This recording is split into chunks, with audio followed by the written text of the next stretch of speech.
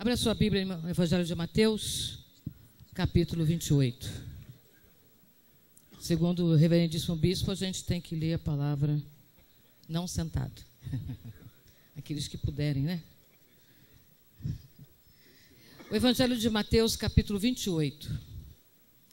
Eu gosto desse evangelho, porque ele termina dizendo que as mulheres foram as primeiras testemunhas da ressurreição de Jesus. Depois conta a história que não dava para acreditar que as mulheres falaram, então subornaram o negócio lá, os guardas e tal. Essa parte a gente pula. Mas no versículo 16, aí Jesus falou assim: vocês não acreditaram nelas, aí eu aqui, ó. Aí aparece de corpo e alma. E aí no verso 16, 17, até o verso 20, eu vou pedir... os homens leem os versos pares e as mulheres leem os versos ímpares. Vamos tentar? Verso 16, os homens.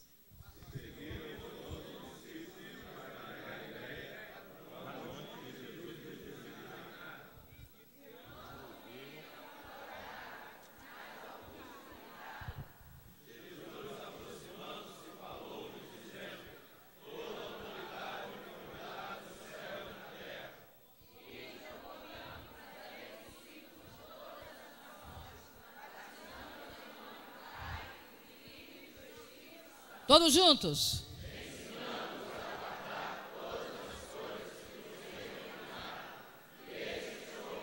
Aleluia, aleluia. Amém, amém. Poder sentar, irmãos e irmãs? Eu não sou... As pessoas que têm mais intimidade comigo sabem que eu não sou de... Eu não sou assim de elogiar, nem de... puxar saco, nada disso. Eu tenho que falar, eu falo. Se tiver que criticar, eu critico. E que tiver que falar, eu não escondo, né? E hoje eu preciso falar um negócio para vocês. Primeiro, eu tenho, sei lá quantos anos de pastorado, 31 trocados, e é a primeira vez que eu prego num concílio regional da primeira região. E eu estou com medo. Porque é difícil pregar para crente, mas é difícil mais ainda pregar para pastores e pastoras. E 2 bispos.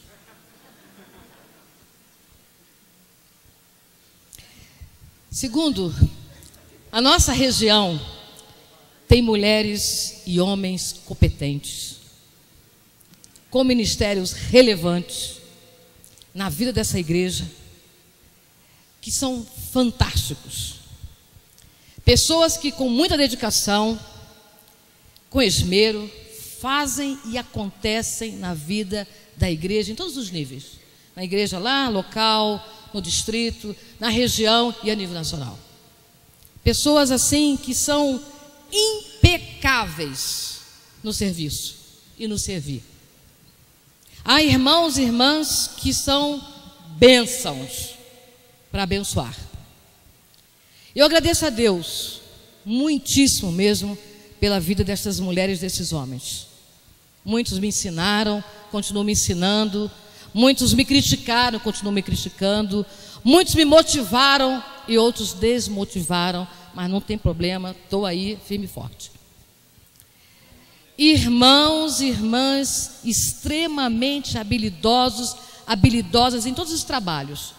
E tem uma pessoa que é habilidosa em alguns trabalhos que eu fico assim, de boca aberta.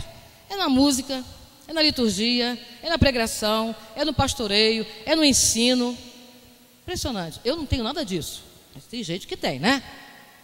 Pessoas que deixam marcas, tanto pela fidelidade, como também pela amizade e pelo companheirismo.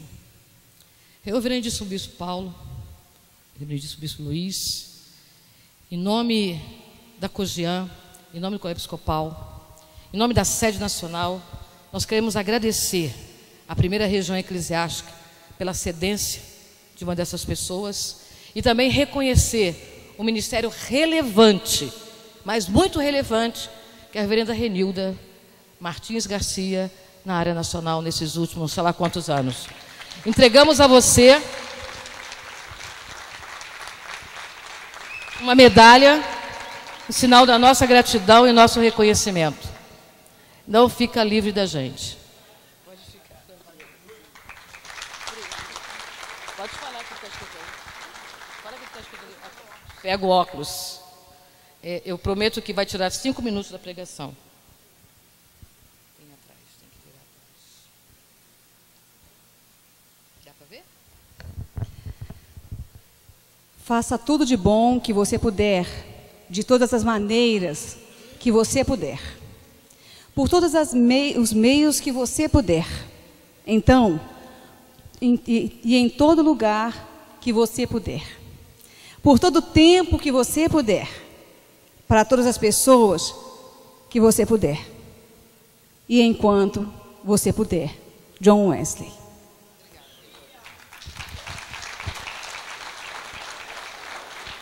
Eu escrevi para você colocar na ata, senão você não coloca. Toma. Meus irmãos e minhas irmãs, eu falei que é difícil pregar para crente. E é difícil pra caramba. É muito fácil pregar para onde eu prego. No ônibus, na rua. Mas aqui é meio complicado. E eu estava lendo os nossos cânones. Houve aí uma proposta do Concílio Geral. E aí só é para a gente que trabalha lá na executivo da sede nacional ficar procurando se está certo, se não está certo, se tem implicações, se não tem implicações. E o meu dever de casa foi ler a Constituição da Igreja. E Deus falou profundamente no meu coração, no artigo 3º da nossa Constituição. Preciso daquela ajuda técnica que alguém ia mostrar para mim. No artigo 3 da Constituição, da missão, diz assim, tá ali, ó, a missão da Igreja Metodista é o quê?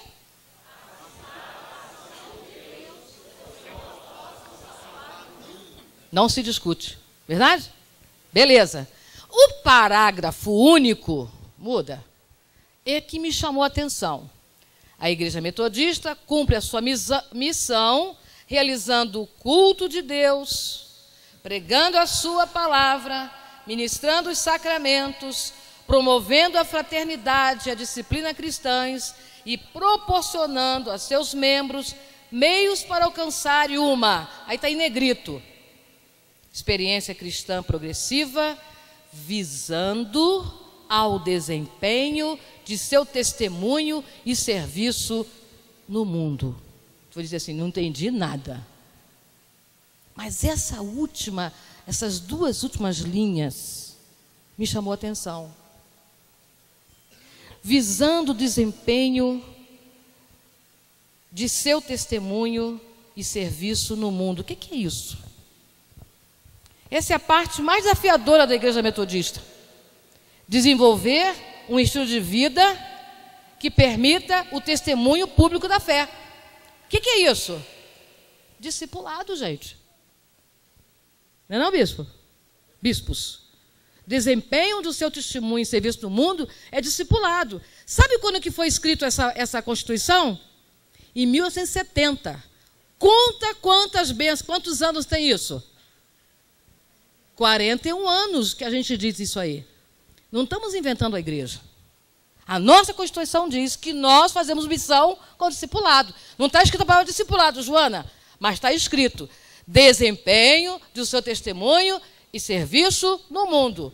Isso é testemunho público de fé, isso é estilo de vida, isso é discipulado.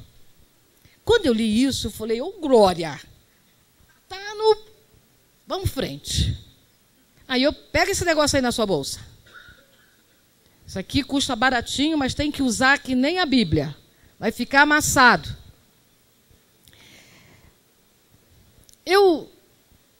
Gente, eu estou numa fase na minha vida de fazer muitas leituras. Eu estou lendo até bula de remédio. Leio tudo que está na minha frente. E vocês vão receber amanhã uma revista chamada Mosaico, que é a revista da Faculdade de Teologia. Nessa revista tem vários estudos muito bons mesmo. Tem um do Paulo Lockman, tem do... sei lá de quem mais. Mas tem do Paulo Garcia. O professor Paulo Garcia, pastor Paulo Garcia, ele apresentou um desafio na revista Mosaico. Ele propõe que a gente estude o discipulado a partir do Evangelho de Mateus. A gente acabou de ler aqui o Evangelho de Mateus. E ele afirma que essa opção de estudar a partir do Evangelho de Mateus é porque o discipulado está ligado à ação missionária. E ele diz assim, já que a igreja, no Concílio Geral, decidiu que nos próximos 5 anos a gente vai ser discípulas e discípulos nos caminhos da missão, então ele desafia a gente ler o Evangelho de Mateus, tendo como fio condutor o tema discipulado ligado ao desafio missionário. E esse texto que a gente acabou de ler, capítulo 28, versos 16, 17, 18, 19 e 20, eu vou repetir o verso 19, que diz assim, ide, portanto, isso a gente sabe de cor, ide, portanto, fazei discípulos. O Paulo Garcia diz o seguinte, que os pesquisadores, os estudiosos do Novo Testamento, tipo assim, Paulo Lockman, Marcelo Carneiro, não sei mais quem faz estudo de Novo Testamento, tem mais mulher estudando Novo Testamento, que lê grego, pastora Daniele também, fazendo mestrado no Novo Testamento, bênção. Esse pessoal que estuda grego, eles estão dizendo o seguinte, que o verso 19, se for mentira, você pega depois que estuda grego. Agora eu descobri que ela está no mesmo quarto que eu lá. A tradução do verso 19 está como o imperativo ide. Portanto, fazei discípulo. E ele diz o seguinte, que Mateus, então, passou a ser conhecido como imperativo missionário, o grande ide. Mas os estudiosos estão dizendo que o verbo no imperativo não é o ir. O verbo no imperativo é fazer discípulo. Esse é o verbo que está no imperativo. Pô, mudou tudo. Agora ficou diferente. Então, a conclusão do Evangelho de Mateus, o imperativo não é o ide, não vou mais. É o fazer discípulo. Então, discipular é a grande comissão do Evangelho de Mateus. E o Paulo Garcia conclui assim, vocês vão ler amanhã no Mosaico. Uma vida nos caminhos da missão é indo, discipulai. Esse é imperativo. Indo, discipulai. Onde quer que se esteja, aí é o lugar do discipular. Por onde quer que você vá, deve ser o discipular. Mudou. Então, agora de hoje em diante, por favor, irmãos e irmãs, o bispo vai ter que mudar toda a tese dele lá no finalzinho, que ele diz, vamos, ide. Não, indo, discipulai.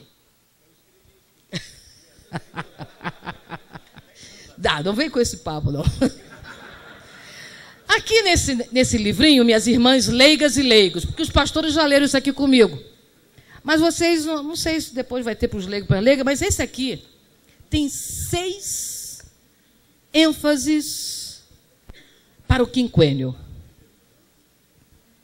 6 ênfases. Se você aí abrir rapidamente, eu não vou ler, mas você vai acompanhar comigo, na página 15. É a primeira ênfase. A página 15, já encontrou? Tô gente aí que não tem livrinho. Passa lá na livraria e compra, hein? Então, tudo bem. O que diz? ênfase 1. Estimular. Vamos juntos?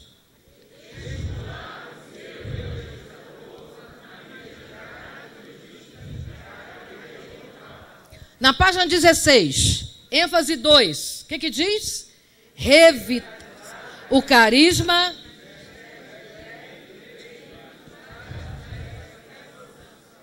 Na página 21, ênfase 3. Promover.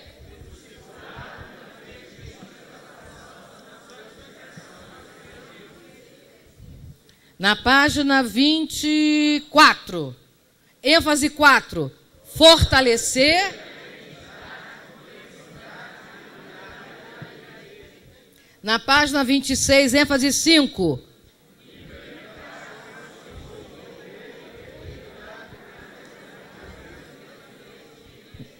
Nossa, ficou feio esse, hein?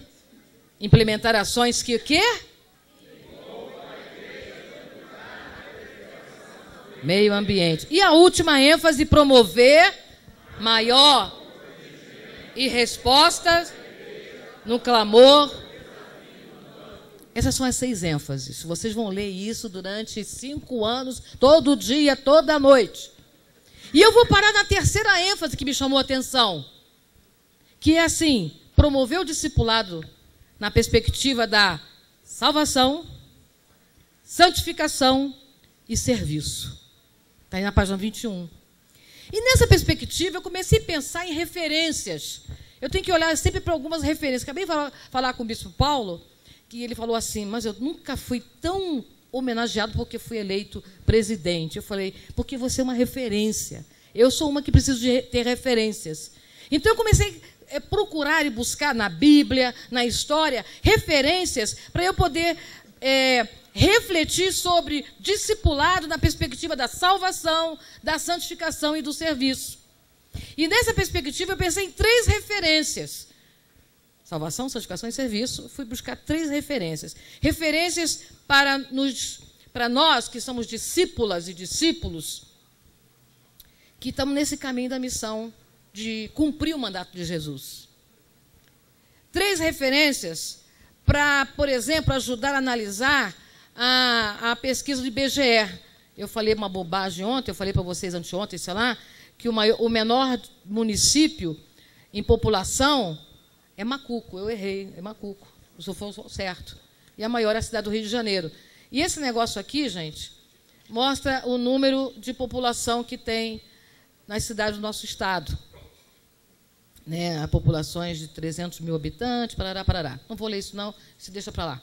Mas eu tenho que ler isso para poder entender. Eu estou fora do Rio de Janeiro. Eu estou em São Paulo. Mas cada semana, cada mês, eu estou num lugar diferente. Semana passada eu estava em Belo Horizonte. Semana que vem eu vou estar em Porto Alegre. Outra semana eu vou estar em Curitiba. Depois eu vou voltar para São Paulo. E isso vai ver a Igreja Metodista num todo. Graças a Deus eu estou vendo a Igreja Metodista até fora do Brasil. Eu fui para o concílio da Igreja Metodista no Equador. E aí a gente agora tem até contato lá com o Mundial. Então a gente vê como é que Deus age na nossa vida e na vida da igreja, em todas as dimensões, inclusive fora do nosso arraial. E a ênfase 3, que fala da perspectiva da salvação, me faz pensar em algumas pessoas como Jesus Cristo, Paulo e João Wesley. Não é o Paulo esse aqui, não. É o Paulo da Bíblia. E aí, eu fui assim, em vez de falar promover o discipulado, eu falei assim, indo discipular na perspectiva da salvação. E aí eu fui para João 3,17. Quem encontrar e ler vai ganhar uma bala. Evangelho de João 3,17. Quem sabe de cor? Não, 17. Ah, não é o 16. 3,17. Como é que é? Pois é, isso aí. Vocês leram bonitinho, né?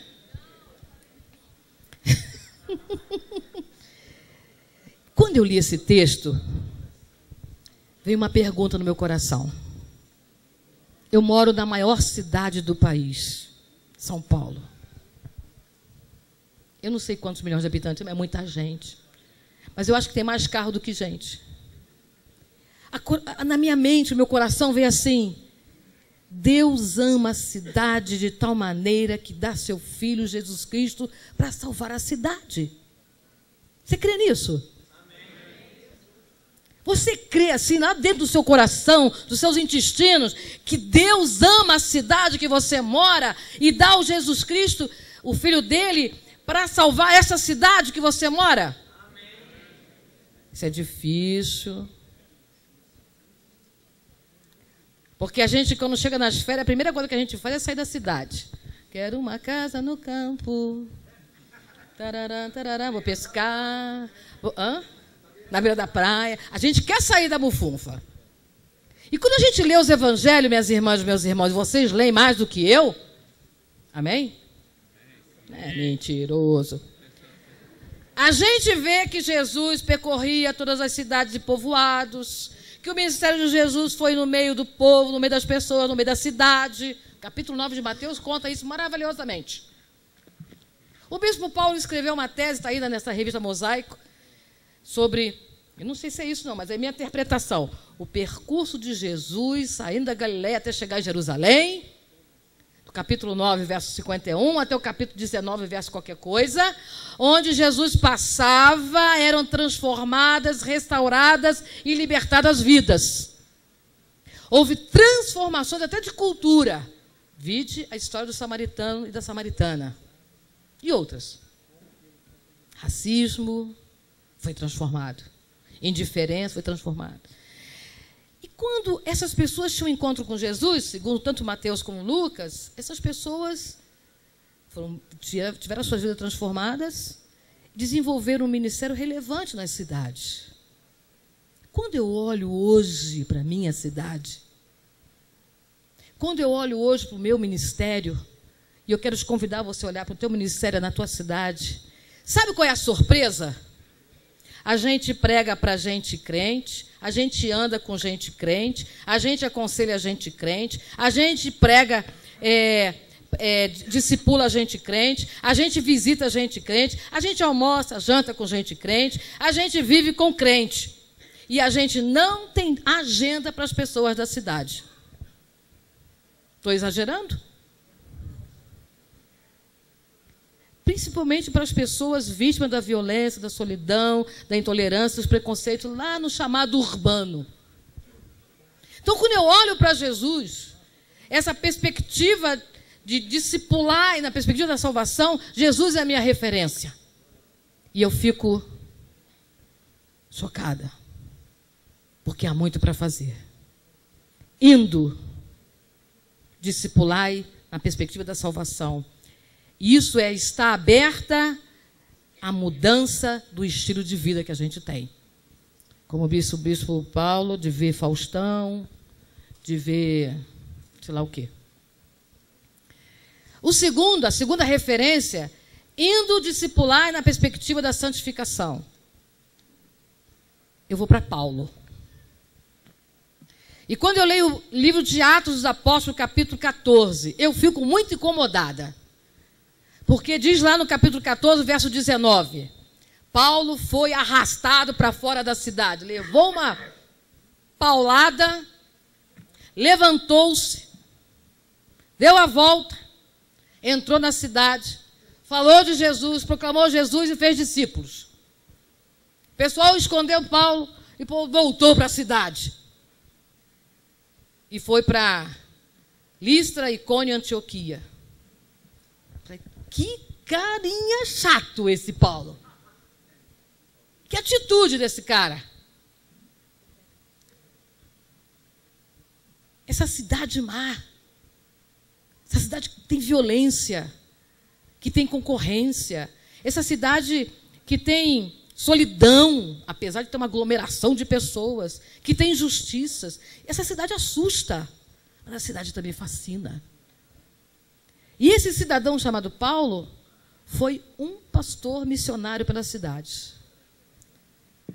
Por onde ele passou e por onde ele morou. E você pode ver aí para mim, eu vou resumir. Paulo conhecia a cultura da cidade, Paulo conhecia os filósofos da cidade, os líderes religiosos da cidade, os políticos, os comerciantes, os feiticeiros, as pessoas escravizadas pelo diabo.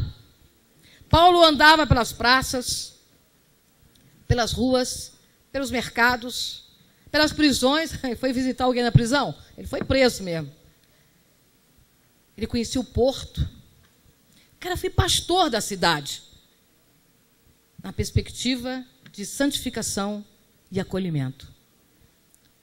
Um pastor que espalhou a santidade com ousadia. Não é verdade? Paulo fez isso. E acolher nos centros urbanos as pessoas que residem na periferia. Gente, não é brinquedo, não. Você está na igreja e aí você marca às 20 horas reunião com um grupo pequeno. Aí o cidadão chega às 9h25. 21h25. Meu irmão, pô, o trem atrasou, pastora. O trem estava assim, ó, entupido. Morar na periferia é barra. Trem, metrô. Aí, quando não, né, pega o carro e não consegue atravessar a ponte Rio-Niterói. Fica parado lá, entalado no meio. Vontade de mergulhar. Morar na periferia não é brinquedo, não. E acolher os pedintes nos sinais luminosos? Tia, compra uma bananada. Não tem dinheiro. Acolher os meninos de rua. As meninas de rua. Superar a intolerância urbana, o egoísmo. Gente, é difícil. Não é brinquedo, não. O ID é um desafio. Mas o indo e discipular é o desafio dobrado. Nesse jornalzinho que vocês vão receber lá, tem uma frase do pastor Nicanor, que diz assim: a nossa tarefa missionária de intensificar o zelo evangelizador, primeira ênfase, na promoção do perdão, da reconciliação, semearmos o espaço de acolhimento e compaixão. Tá. Não é para rir, não, meu irmão, é para chorar. Esses desafios que somos apresentados, que foi aprovado um concílio, é para a gente parar para pensar e chorar, porque é desafio, ou desafios. E o último, o terceiro, indo, discipulai na perspectiva do serviço.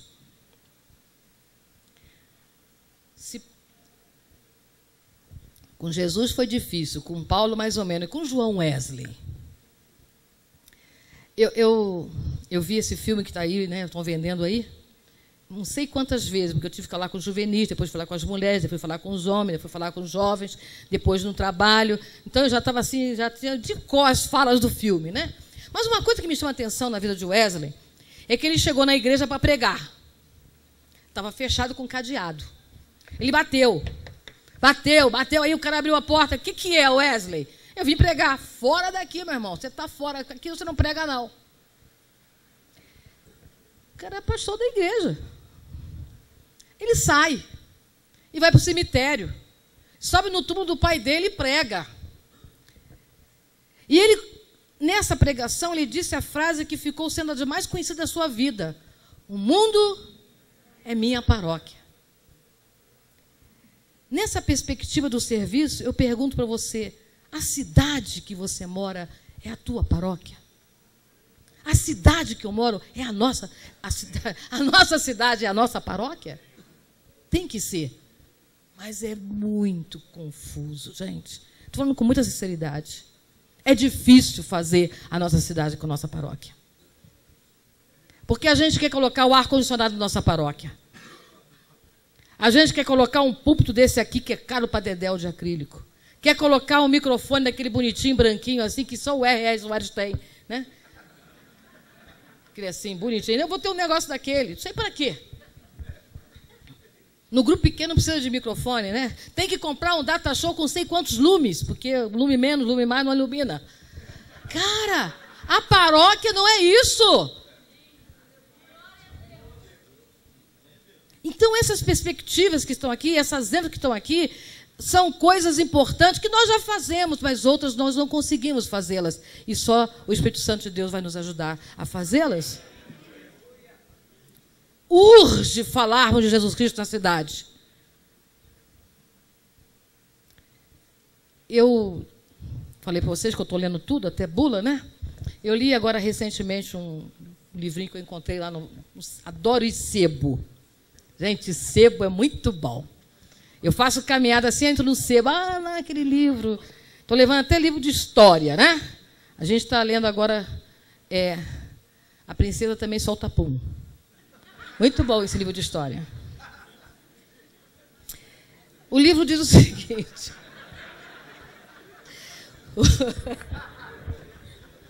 O livro diz o seguinte, gente.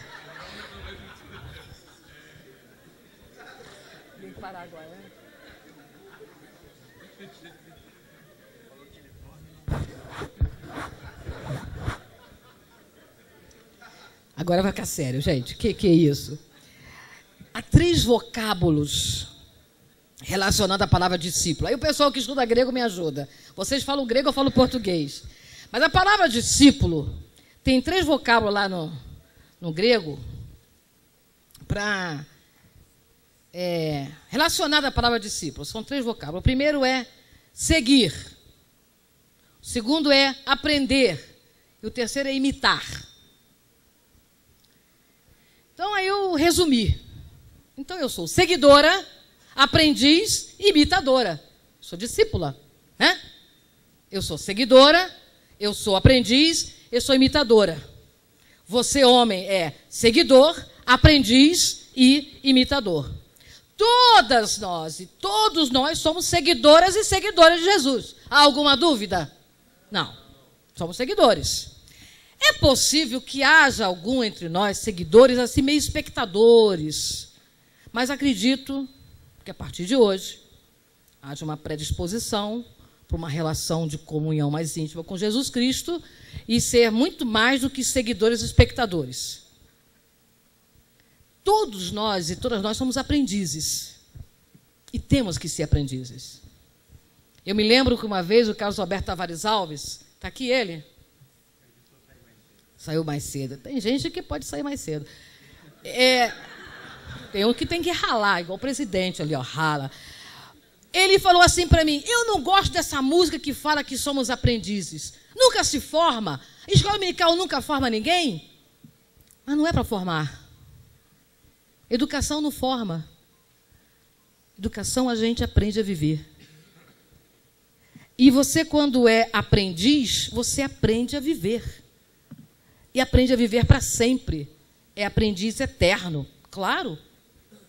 A Bíblia é assim. E assim é ser discípulo e ser discípula. Aprendiz. E chega um momento que a gente aprende tanto que tem que ter uma característica. Chama-se humildade. Não vem para cima de mim e dizer assim, eu já tenho doutorado. Bem feito. Porque eu não tenho. E daí? Crer na salvação? Ah, dê um parênteses aqui, bispo. Nós estamos ali fazendo uma arrumação, um kit para vocês, que vão receber um kit amanhã. Tinha 3 estudantes do EAD conversando comigo. Aí eu perguntei assim, estão tudo nervosos que amanhã tem prova de cristologia. Aí eu falei assim, é fácil. Você sabe o que é salvação? Um olhou para o outro olhou para uma. Assim, quer dizer, falei, desembucha, cara, o que é salvação? Então, doutor ou mestre, discípulo, aprendiz, todo dia descobre o que é salvação. Não tem uma fórmula, a não ser que você diga assim, eu tenho certeza que meus pecados foram perdoados. Glória! Isso é salvação? Mas a gente esquece, né? Eles estão aprendendo. A característica do aprendiz é a humildade. Só que a gente precisa do didáscolos. Eu falei certo? Mestres. Só que no nosso meio, mestre é aquele que passou no encontro, pós-encontro, 3 descontos, depois do desconto. Não, não é isso. Mestre é aprendiz. Discípula e discípulo que é aprendiz coloca em prática o que aprende. E isso pode ser com tanta intensidade que chega a tornar-se imitadores de Jesus Cristo. Está na Bíblia. Sede, pois, imitadores, imitadoras de Deus, como filhas amadas e como filhos amados. Então, minhas irmãs e minhas irmãs, estou falando tudo isso, que quando diz aqui, promover o discipulado na perspectiva da salvação, da santificação e do serviço, é assumir compromisso de reformar a cidade. De particularmente aonde está a tua igreja. E espalhar a santidade bíblica por essa cidade. Com teu testemunho. Como diz lá no... que foi publicado ali, mostrado ali, lá nos nossos cânones, na nossa carta magna da Igreja Metodista. E a pergunta que essa noite a gente pode fazer é: qual o relacionamento da igreja com essa cidade? Um parênteses. Eu peguei um ônibus, e sei lá para onde que eu fui, e o ônibus parou no meio do caminho, furou o pneu lá do ônibus. E aí estava um calor que nem aqui, e eu fui beber um refresco, alguma coisa, estava muito quente. E tinha um botequim, um boteco, do lado de uma igreja. E estava aquele fogo puro naquela igreja. Era um bate daqui, um grito de lá, e bate daqui, pá, não sei o quê, e tarará, um reteté abençoado. Aí eu falei assim, aí a moça, não estou ouvindo, fala mais alto. Quero uma Coca-Cola! Eu gritando. Ei, ai, que inferno essa igreja! A mulher falou para mim. Aí eu falei, opa, é a deixa. Aí eu fui, Coca-Cola no ouvido dela. Ah, tá. Ai, mas isso aqui é um inferno, a gente não ouve nada, porque isso grita. O Deus deles são surdos, não sei o quê. Eu peguei a Coca-Cola, o quê e tal, e eu falei assim, mas eles estão orando. Estão intercedendo, estão expulsando os demônios, estão fazendo alguma libertação, estão curando. Ah, minha senhora, se fosse isso mesmo, eu já tinha saído daqui e ido para lá. Mas não é isso não, que é uma fofocaiada. Esse pessoal aí não é santo não, pastora. Aí eu fiquei na minha, né? Qual o relacionamento da igreja com a cidade? Se for igual a essa, por favor, pare tudo e comece de novo. Irmãos e irmãs, em muitos momentos da nossa vida, quando a gente vai para a nossa igreja, a gente tem aquela síndrome de Jonas. Fugir da presença de Deus para deixar de ir para uma cidade. E às vezes nós temos o mesmo descontentamento que Jonas teve. Jonas chegou na cidade, Deus curou, libertou, salvou, a pessoa se arrependeu e Jonas ficou chateado. Pô, Deus, você disse que ia eliminar o povo. Na rua onde está a sede nacional, os bispos conhecem, tem algumas pessoas que trabalham aqui comigo que conhecem, o pessoal da Cogean também que vai lá conhece, a gente não pode sair depois das 23 horas, porque tem a prostituição de homossexuais. Em frente à sede. Os caras ficam nus, será que é homem ou mulher, nunca sei, tudo amarrado, né? Com uma túnica, né? Elegante, são nossos bonitos caras lá. E aí, quando você passa, eles sabem aquela túnica. Né? É feio o negócio. Eu fui conversar com um padre da igreja que tem lá, que tem uma catedral muito grande de São Judas. Não tem igreja próxima. E eles disseram para mim assim, isso é um poder do mal sobre a cidade. A gente tira um, vem 15, tira 2, vem 30. E o governo, a polícia, os empresários, e às vezes a gente ora. Ele falou isso para mim, gente. A gente ora, o Frei falou, a gente ora muito. Eu peço até que eles morram, porque não tem saída. Eu falei, eu não creio nisso, gente. E às vezes nós temos o mesmo descontentamento que Jonas teve. A gente ora, tá, leva que eu tô por aqui já. Leva. E esse não pode ser o nosso pensamento, porque o nosso Deus é misericordioso, compassivo com a nossa cidade. Abre de novo aqui na página 30. Vai terminar, bispo, já. Acabou. Página 30. Abriu? Você não tem aí, não? Calma, até a Bíblia. Eu aprendi com a pastora Arlete Quaresma. A Arlete Quaresma era pastora em Maracambi. Eu era SD, não sei por que o bispo fez isso, mas ela que tinha que ser SD. E ela chegava assim para mim na segunda-feira. Quantas almas para Jesus você teve ontem, pastora? Não, a gente fez... Não, quantas almas? Então, hoje também vai ter apelo. Na página 30, no meio da página, tem um texto do Sérgio Lira, no livro Cidade para a Glória de Deus. Encontraram aí?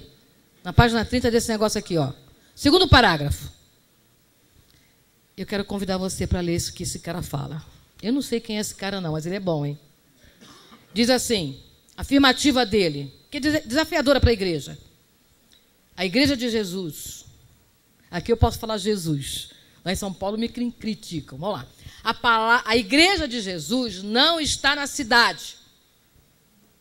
Ela vive as cidades, seus problemas, e também sofre as consequências da loucura criativa que a vida urbana pecaminosa produz. Como povo, com uma missão, que somos nós, é preciso desenvolver pela cidade o mesmo amor e compaixão que foram vivenciados por Jesus, que chorou ao constatar a perversidade dos seus habitantes. Viver na cidade não significa absorvê-la, nem cruzar os braços diante do seu gigantesco problema. Mas, e ao participar de suas redes de criação e relacionamento, ser o quê? Você está disposto? Você está disposto a fazer isso? Ir pela cidade, na perspectiva da salvação, da santificação e do serviço? Você está disposto a ir pela cidade? Não importa o tamanho dessa cidade, nem a quantidade de pessoas dessa cidade. Você está disposto a discipular? Tem ninguém disposto. Então fique de pé.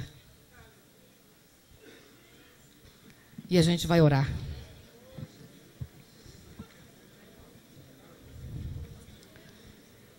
Senhor, derrama sobre nós a tua graça, para que possamos ir andando, falando, discipulando na perspectiva da salvação, da santificação e do serviço. Que tenhamos como referência Jesus Cristo, que chorou pela cidade, mas curou e libertou e salvou.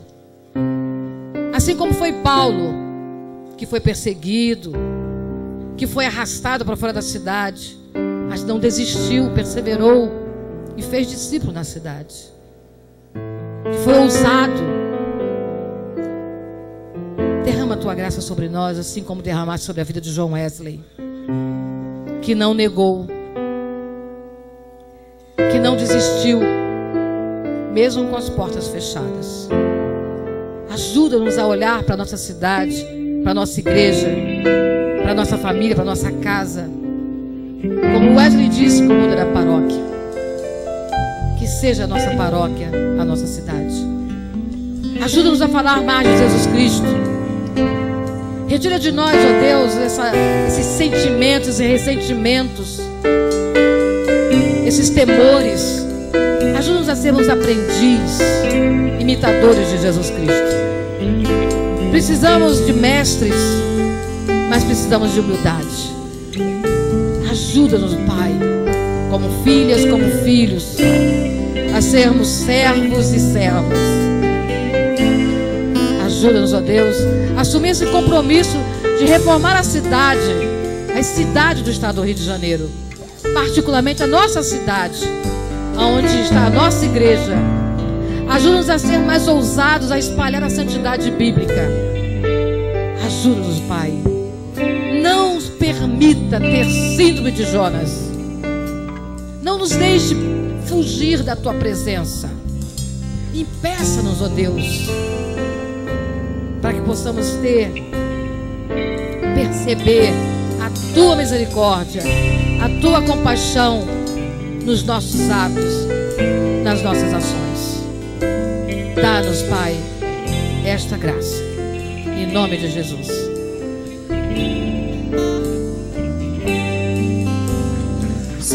Abre, Senhor, e me conhece.